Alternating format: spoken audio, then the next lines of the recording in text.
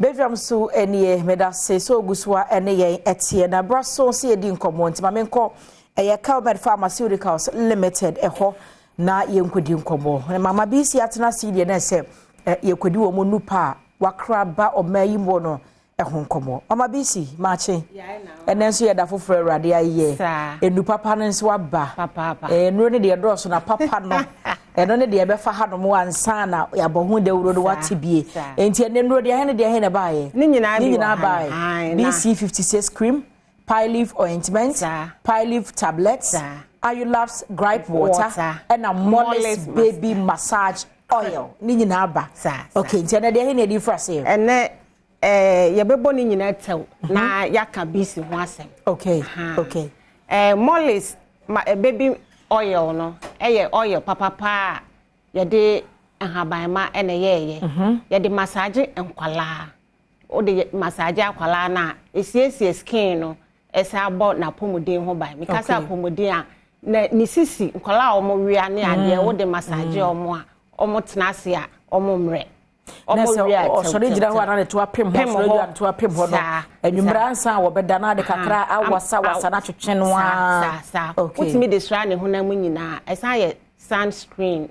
bonus skin de ho ban oh wow okay and Ayulab's gripe water no nso enkola asabi omo fifi esen benifo baka say omo fifi abo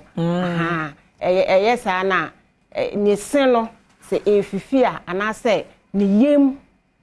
ni fuma no da ni fe bibi colic pain sa eya wo ni nyina o ma no Ayulab's gripe water na e ma ne brass sa gas be hu na ni yefu aye kutu o ma do sabon e fu na dom and ya wo de ma na tew na atekọ necessary no ni mienu ne de no ye abatan de obi a wawo foforo ni se bi pa wo obetime de bi ama akola no ana ye fi ho no mo nso a koko edro a eye pile leaf pile ointment and a pile tablet okay wo koko abro ni beka se hemorrhage wo de mana na se piles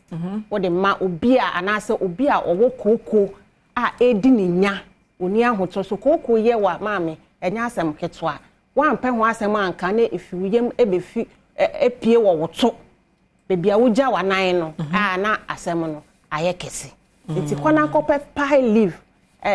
tablet and an ointment na use bi na wo beto ye fi ho a na ye ko BC56 eno na ye kro edro wanwaso a Kelmed akofa ba sei enete bo ekro bia ho ban bo amakro ni wutu entam so aho hare so sie ka ekura emu abie open wound ho asem de yeken pile leaf BC56 no ayen haban ma any side effects bia se ekro beda wonan se broni beka se abrasion cuts burns bruises kan ho na kope BC56 cream na fatuso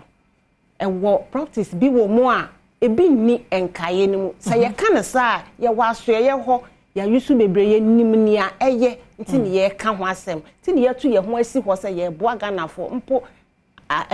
afidie ekọ ekire pa obi a te ye nka monko na monkope BC56 cream eno na ye edro a ebo akuro sa ewo practice bebre wo mu a ebi ye anti-inflammatory sa wo ka anti-inflammatory ekuro no wo de ye ekuro na mane ho no reddish heat pain ema eboni nyina ho ban na so obi obeka se me de me honam nya de timi kakra bi a na edenden na afumu na me nan na ho no na se wo we bi a wo de fa so a sa ma ni nyina ebe yiri nyina afri ho ebe yi afri ho no na contraction ebe mwa kro no okay mwa no sa na epithelialization na take place sa dead tissues no nsuo fi na ewo kro ni mu no BC beko akwotwetwe sa nsuo ni nyina afri mo na epithelial tissues no start to grow se me ka se epithelial tissues na me pa kire se radial cell na foforo na fu no contraction it take place and na epithelialization no so take place na emwa kro no ewia enya netwa eno ni bonus a eka ho enka ne de enimu ase na shikuro say shikuro ni nie we asabe na uko na say momode abai no owie bonus a wasa de ma say enya wetwa no akoye plastic surgery ne ye hunu ntaba sanka nya ne say na ho nkotwan ekunu na asa disappear kotwa no sa Diafo na akɔpɛ America bia da akɔkɛ ka wona ho na bebia ko de ba America ye pe bia no ye nya na afɛ na de kɔfa na ade asɛm na wo kan enti obi won ma diabetes nti fo no kra na ekuru a aye chronic wounds kuro a eye slow healing wounds kuro no beda wo na wada BC be nyane no sɛ wo ye obi a wo asikyire yare a ekuro atu a kɔna akɔpɛ BC 56 ebete ne te ebi wo hɔ no mo a ekuro no esrawo aseafo fa BC to so ona ye kona BC benyane no na wa ni nyina ni BC baye debridement so ate se me ka se debridement a na me patre se ekura airpro ache se akodu ba bi a yesi ye beye amputation oye ne hwienye ye be kotwa wonan no ma me sika ni ho kona kope BC 56 na fa to so ebetwetwe nsuo no na why sa dead tissues ni nyina afi ho no mo afe na contraction na ashase epithelialization be shase na afe de emoano na te na wayi na afiri ho umpe we na opentokwa ade fefe sei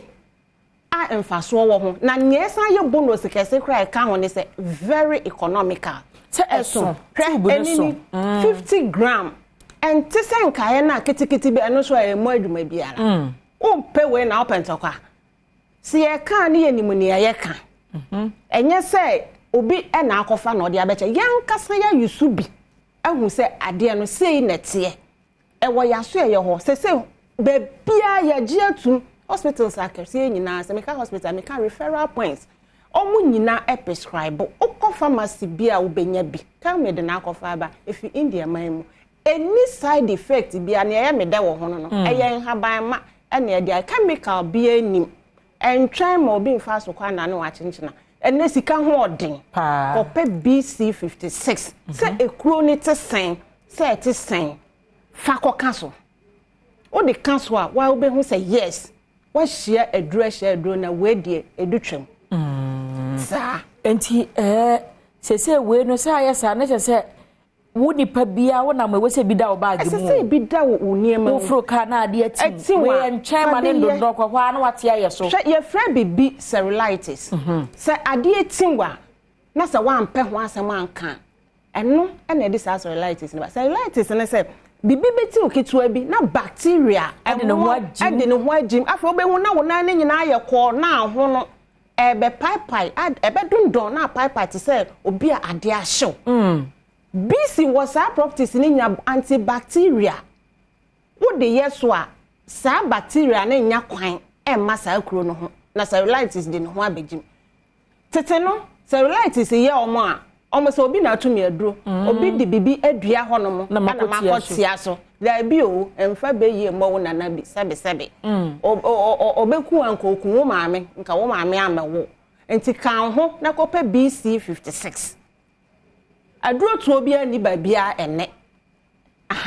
BC abai sa adwen no kura ye afietim ebi ni ekuro na atu wo BC 56 BC 56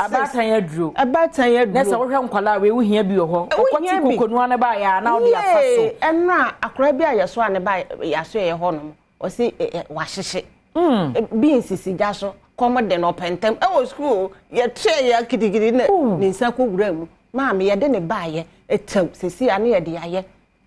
wahu ye de ye anopa mi frɛ hɔ no mo ebisasa no ho tesen ye se behwɛ onu na edi na agro no wahu nti ye ka na ye nimu ni aye ka efa he na obi pemu nupa bi atɔ obenya bi na nam beso so a obɛfrɛ Kelmed Pharmaceuticals Limited ewo Ghana ha ba bia wo wura mu a obenya bi mika pharmacy bia na dosopo ne de no ane Kelmed na mebobo ba bi kakra wo bowura hɔ no mo a obenya bi enkran ha no mo kotudu ebe ye nuanom nkramofo asore dan na obenya bi adabraka opposite Malcolm na plaza okanshi Elohim Adepa house ewo kanshi na ashaman opposite Menya Krobo Rural Bank Madina opposite Malcolm obenya bi wo hono na Kofodua Gapsin Pharmacy Bano Pharmacy ana ye kosunyane so a Green Light Pharmacy, Mose Pharmacy, 6 Stars Pharmacy, ana Cape Coast, Buse Pharmacy, Sankotex Pharmacy, Pena Herbal Shop, ana Ashin Pharma. Ena ye Kumasi so a Costa Pharmacy. Okay. Ena Freddy Mens. Kofobia fwe. Ena your friend is saying Obuase. Ya sue to fan asen kodu Obuase. Obuase fwe munyi mi ye. Your friend baby Smart Herbal Shop. Okay. Ye akogo ena pharmacy bia ewo baby a wo bowura wa wo se me pe BC ena ne akay. Ye wo numbers nso a obefre 055